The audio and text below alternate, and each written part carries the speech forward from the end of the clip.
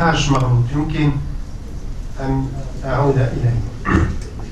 ليس هناك أي استعداء للغة العربية، ليس هناك أي استعداء، ولكن كذلك لا ينبغي أن يكون هناك نوع من العبادة أو الوثنية أو فيشيتيزم، لا فيما يخص اللغة العربية بل حتى فيما يخص الأمازيغ. المستوى العلمي ينبغي أن ننظر إلى الأمور نظرة علمية صرف أكاديمية إلى آخره، وأن ننظر إلى مواطن القوى ومواطن الضعف. هل اللغة العربية تستطيع أن تأخذنا إلى يعني خضم العلم؟ لا، هذا واضح. لا يمكن أن تكون مهندسا متقدما في مجال الايرونوتيك باللغة العربية، لأن العرب أو اللغة العربية لا تنتج تكنولوجيا بكل بساطة. فلذلك طبعا إذا أراد الإنسان أن يقدس اللغة هذا شأنه. الواقع أن أولئك الذين زعموا في فترة الدفاع عن اللغة العربية لم يبعثوا أبنائهم في المدارس المغربية ولا يتقنون اللغة العربية. حقيقة يعني أشعر بنوع من الزراية لدن اتجاهات تزعم الدفاع عن اللغة العربية ولا تحسن اللغة العربية، في حين أنه هناك أقلام أمازيغية ليس أنها تعرف بل تتقن اللغة الأمازيغية. فهل يعني عيب أن يدافع هؤلاء عن لغتهم الأم وعن أهم شهادة عن عبقريتهم؟ والواقع أنهم يكتبون ويحسنون اللغة العربية. السي بولقيد جلس معنا كنتذكر أول مرة تعرفت عليه في قصيدة من أجمل ما قرأت باللغة العربية. يعني كان جواب على يعني قصيدة كان كتبها آنذاك نزار قباني عن المهرولين إلى آخره، وكان يرد حقيقة من أجمل القصائد يعني بلغة متينة. فعلى كل حال يمكن أن نعود إلى هذا الموضوع. أريد فقط أن أسأل السؤال وأن أدعوكم على الأصح أن تتفكروا مليا في أشياء أنا شخصيا عشتها وما قد توحي به إليكم. قبل سنتين كنت في مدخل تيزنيت وأقرأ بتيفينات عملات تيزنيت مكتوبة بتيفينات، عملات تيزنيت.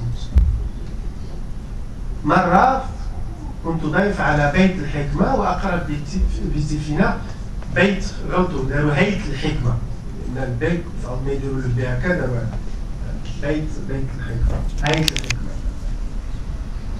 ضمير جمعية ضمير استضافوني وقرأت بتيفينات ضمير. الحركة الشعبية مكتوبة بتيفينات الحركة الشعبية. المغرب تكتب المغرب تيفينات. أحيانا يخطئون. راه معنا سي مصطفى كنت في الأخوين والمغرب قلبوها بتيفينات. عيط العميد سي نزار نسالي قلت له راه المغرب ماشي هكا كتكتب تيفينا. قال لي ودي حنا صيفطنا لهم ما كنعرفوش داك الشيء. المهم غادي ندير لكم خاطركم تيفينا هي هذه، ولكن ما شونج با لو باراديغم. لو باراديغم n'a pas changé. بغيتو اللغه بغيتو التيفينا ما كاين حتى شي مشكل، كاين حتى شي مشكل، ولكن الشيء المهم راه ماشي ديالكم.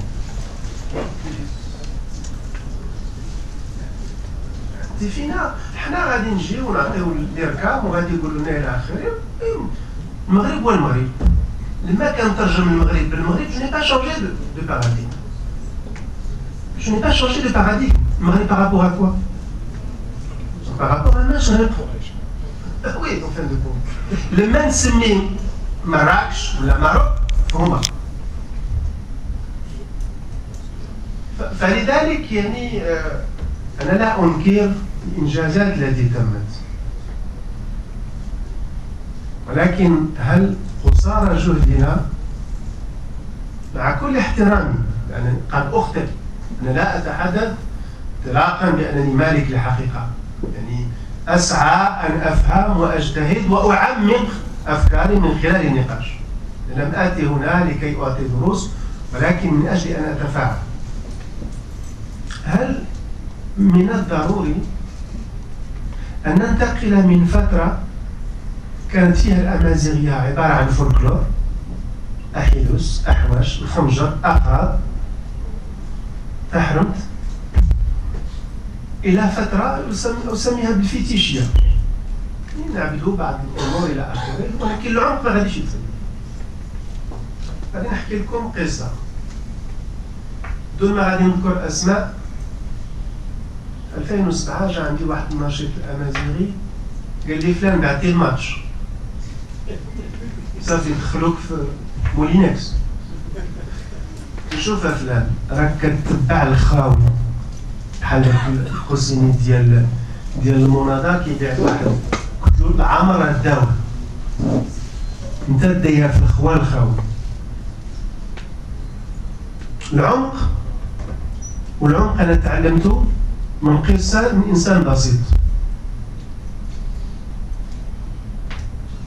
انا في 2008 و 2009 مابقيتش كنذكر، واحد الانسان من دون شك بالنسبه للقانون الوضعي مخطئ، كان خارج ان نور لا لوا، كان متابع ومتهم باشياء يدينها القانون في النواحي ديال الإيموزال.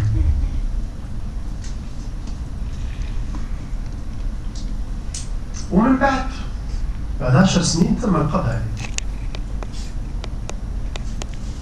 كان عايش في الغابة، وكان في شي فترة مع واحد الإنسان كيتسمى بولوحوش. المهم تم، ما غاديش نذكر سميتو، وتم القبض عليه. تم القبض عليه لأنه إنسان عرف شي وحدة حملات منه، المهم مراته غاد في الحاجة، كان المهم إلى آخره، فبعت به. ما بعت به طبعا تم تطويقه، السلاح إلى آخره. اللي كان مسؤول كان أمازيغي، قال له غا سرس عيني إلى الغرش لما يتقاد، قال له ما خا فلان دا تقاد نظيف، قال له ودي غادي نقول لك الأرض ديالنا مشات، ولينا دي زوفرية في الأرض نتاعنا، وعيالاتنا وبناتنا لو كيبيعوا الكرامة نتاعهم. أنا أدين الوسيلة التي لجأ إليها هذا الشخص. أنا لا يمكن بتاتا أن أتماهى مع الطريقة، ولكن بذات الوقت لا يمكن كذلك